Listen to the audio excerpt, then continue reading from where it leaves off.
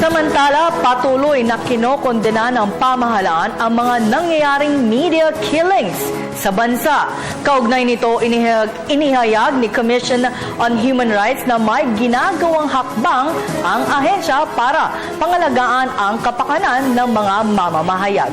Si Julius Nisamburon ang ating tagapagbalita.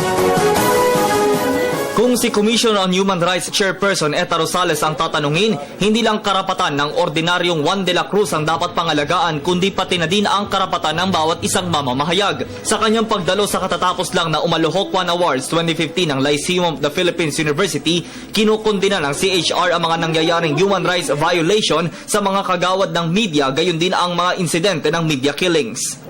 Heinous or violent crimes as overt acts resulting in the death or incapacitation of, among others, media practitioners.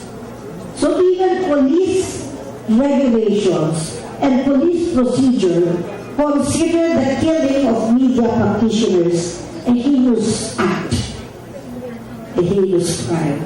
Ang media ay isang daan upang mailahad ang mga napapanahong balita sa loob man o sa labas ng bansa. Kaya may responsibilidad ang bawat isang reporter na ibalita ang patas, walang pinapanigan at pawang katotohanan lamang na impormasyon.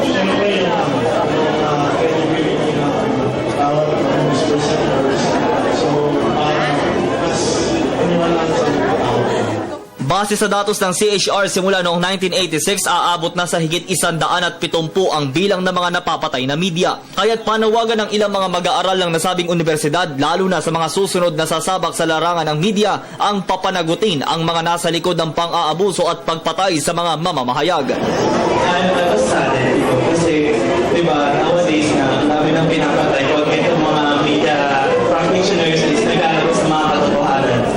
What you are pursuing must be done relentlessly, steadfastly, and with conviction.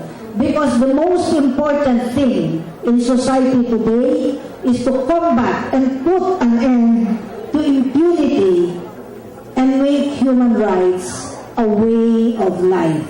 Let Lyceum University be one of the pillars, one of the institutions who will nurture a culture of human rights through human rights education. Matatandaan, isa sa mga hindi makakalimutang pagpatay sa mga kagawad ng media ang nangyaring Maguindanao Massacre noong ika-23 ng Nobyembre 2009, kung saan ikinasawi ng 58 individual. Para sa Telebisyon ng Bayan, ako si Julius Nisamburon.